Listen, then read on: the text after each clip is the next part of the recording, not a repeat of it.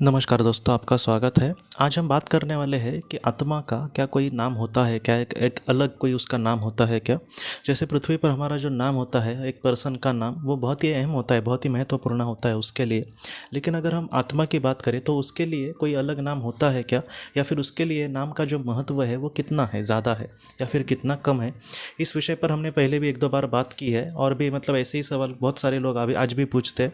तो मैंने सोचा कि आज हम फिर से इस पर बात करते हैं क्या, ताकि लोग जो नए जुड़े हैं उनको इसका जवाब मिल सके। तो अगर सच कहे दोस्तों, तो जैसे साधु संतों के विचार अगर आप सुनेंगे तो आपको भी पता होगा कि नाम को इतना वो लोग महत्व नहीं देंगे, वो लोग सिर्फ और सिर्फ कर्म को ही महत्व देंगे। तो और उनकी भी बात सही है, लेकिन एक विशिष्ट नाम जो होता है वो उस इंसान का, वो भी उसके लिए बहुत ही ज़्यादा महत्वपूर्ण होता है। अगर नाम ही किसी इंसान को ना हो तो उसके लिए कोई कुछ बोल रहा है, वो सारी चीज़ें हमें बस पता चलने के लिए बहुत ही आसान नहीं रहेगी अगर नाम नहीं होगा। वही अगर किसी का नाम होगा तो वो चीज़ें हम बहुत ही अच्छे से समझ सकते हैं कि ये इंसान उसके बारे में बात कर रहा है। जैसे स्वामी विवेकानंद जी का भी अगर आप चरित्र पढ़ेंगे तो उन्होंने अलग अलग नाम उनके नरेंद्रनाथ दत्त, ये उनका जन्म का नाम, बाद में विविधिशानंद वगैरह, ऐसे तीन चार नाम उनके जीवन में आए। और आखिर में जो ज़्यादा प्रचलित हुआ वो स्वामी विवेकानंद जी, जिस नाम से हम आज उनको जानते हैं। लेकिन अगर साधु सन्यासी की अब हम बात करें तो वो लोग सिर्फ और सिर्फ कर्म को ही महत्व देंगे, ऐसी सारी चीज़ों को ज़्यादा नहीं महत्व देंगे। ये एक इंसान के जीवन की बात हुई। लेकिन अगर हम आत्मा के जीवन की बात करें कि आत्मा के लिए नाम जो है वो कितना महत्वपूर्ण होता है, तो उसके लिए हमें ये देखना होगा कि आत्मलोक में क्या आत्मा को नाम होता है क्या। तो इसका जवाब यह है दोस्तों कि जब आत्मा का जन्म होता है, जैसे मैं एक इंसान हूँ तो मेरा कहीं ना कहीं एक वक्त में जन्म हुआ है, वैसे ही आत्मा का भी कहीं ना कहीं एक जन्म होता है। और उस जीवन में जब वो जीवन उसका शुरू होता है, तब उसके आत्मा को सर्वशक्तिमान ईश्वर के द्वारा या फिर उस यंत्रणा के द्वारा, जो यंत्रणा इस पूरी दुनिया को चलाती है, उसके द्वारा उसको एक विशिष्ट नाम रखा जाता है। हर एक आत्मा को, आपके मेरे सारे आत्माओं को उस वक्त एक विशिष्ट नाम दिया गया है। जैसे जन्म होते ही हमें भी कोई नाम दिया जाता है, वैसे हमारी आत्मा को भी उस वक्त एक विशिष्ट नाम दिया गया है। लेकिन रेगुलर जीवन में अगर आप देखेंगे तो बहुत सारे लोगों में जन्म का उनका नाम अलग होता है, बाकी डॉक्यूमेंट्स पे वगैरह वही वो ज़्यादातर नाम लिखते हैं, लेकिन उनको बुलाते हैं एक अलग नाम से। तो हमारी आत्मा के साथ ऐसा बहुत बार होता है, जैसे वो जिस नाम से उनको बुलाते हैं ज़्यादातर उनको उस नाम की बहुत बार आदत हो जाती है। तो हमारी आत्मा के साथ कैसे होता है कि हमारी आत्मा बाद में पृथ्वी पर बहुत बार जन्म लेती है। तब वो जब मैं अभी यहाँ पर पृथ्वी पर आया हूँ और मेरा इस जीवन में एक विशिष्ट नाम है, उस नाम की कहीं ना कहीं मुझे आदत हो गई है।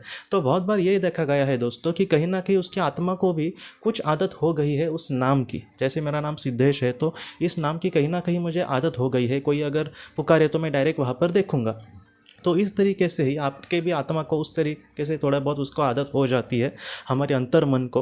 तो ऐसे वक्त में जब हम आत्मलोक में चले जाएंगे, तब ऐसे वक्त में बहुत बार उनके आखिरी जो नाम होता है, मेरा जो अभी आखिरी जीवन जो होगा, जहाँ से मैं आत्मलोक में जाऊँगा, ये जीवन, यहाँ से जाने के बाद मेरा आखिरी जीवन ये होगा। उसके बाद मैं फिर से इस दुनिया में मैं आया, बाद में मैं एक दिन आत्मलोक में फिर से चला गया, तब वो मेरा आखिरी जीवन होगा। तब ज़्यादातर ये देखा गया है कि उनके आखिरी जीवन में जो उनका नाम होता है, उस नाम से उनको आत्मलोक में पुकारा जाता है।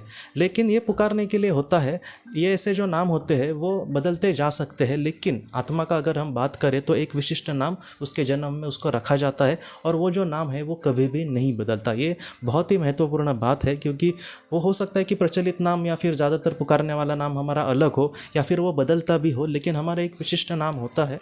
एनडीई में दोस्तों, नियर डेथ एक्सपीरियंस में जिन लोगों को ऐसे किस तरीके से जो अनुभव हुए, उस वक्त भी उन्होंने वही कहा है कि पृथ्वी का जो नाम है, उसी नाम से उनके करीबी लोगों ने या फिर उनके सामने जो भी बड़ी बड़ी आत्माएं आई या फिर उनके परिचित कुछ आत्माएं आई, तो उन्होंने भी उसी नाम से उनको पुकारा था, जिस नाम से उनको पृथ्वी पर जाना जाता था। तो इस तरीके से जो आत्माएं होती है वो भी जानती है, कहीं ना कहीं समझो मेरी परिचित कोई आत्मा है तो उसको भी पता होगा कि मेरे लिए कौन सा नाम महत्वपूर्ण है, या फिर इसको अगर पुकारा जाए तो वो कौन से आवाज़ को या फिर कौन से नाम को ये कहीं ना कहीं प्राथमिकता देगा, तब ये अटेंशन से सारी चीज़ें सुनेगा। तो इस तरीके से आत्माएं भी नाम को बहुत ज़्यादा महत्व देती है।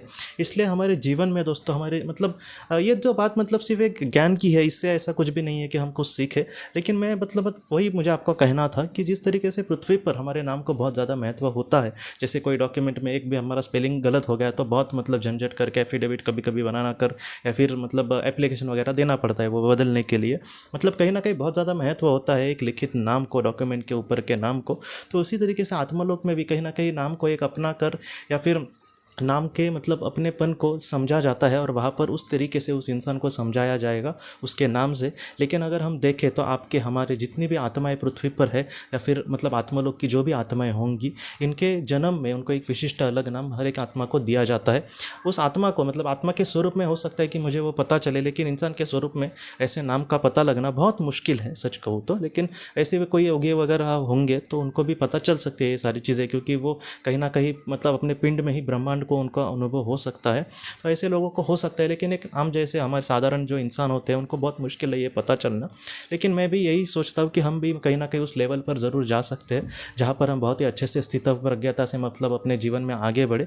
तो ऐसे वक्त में उस इंसान के कर्मों के द्वारा वो इंसान बहुत ही अगले लेवल पर, जहाँ पर ऐसी मतलब पोजीशन पर वो पहुँच सकता है जहाँ से उसको फिर से पृथ्वी पर ना आना पड़े। तो दोस्तों, हम अपनी अगली वीडियो में किसी नए विषय को लेकर मिलेंगे। तब तक आप अपना अपने परिवार का ख्याल रखना। आपका बहुत बहुत धन्यवाद। ज़िंदगी की रोशनी ये एक कंसल्टेंसी है जो ऐसे लोगों को मदद करने की कोशिश करती है जिन्होंने किसी अपने को खोया है या फिर जो लोग अपने जीवन में बहुत ही ज़्यादा दुखी है। जो लोग इस संस्था के साथ जुड़ते हैं उन्हें पास्ट लाइफ रिग्रेशन की ऑडियोज़ भेजी जाएगी, जिससे घर बैठे वह पास्ट लाइफ रिग्रेशन का अभ्यास कर सकते हैं। और उन्हें 5 मेडिटेशन ध्यान की भी ऑडियोज़ भेजी जाएगी और इसके साथ साथ उन्हें PDF किताबें भेजी जाएंगी जो हिंदी और अंग्रेज़ी में है, जो मोबाइल पर या फिर लैपटॉप पर आप उसे पढ़ सकते हैं। और 10 ऑडियो बुक्स भी आपको भेजी जाएंगी। तो दोस्तों, अगर आप इस संस्था के साथ जुड़ना चाहते हैं तो कृपया इस नंबर पे व्हाट्सएप मैसेज करें। आपका बहुत बहुत धन्यवाद।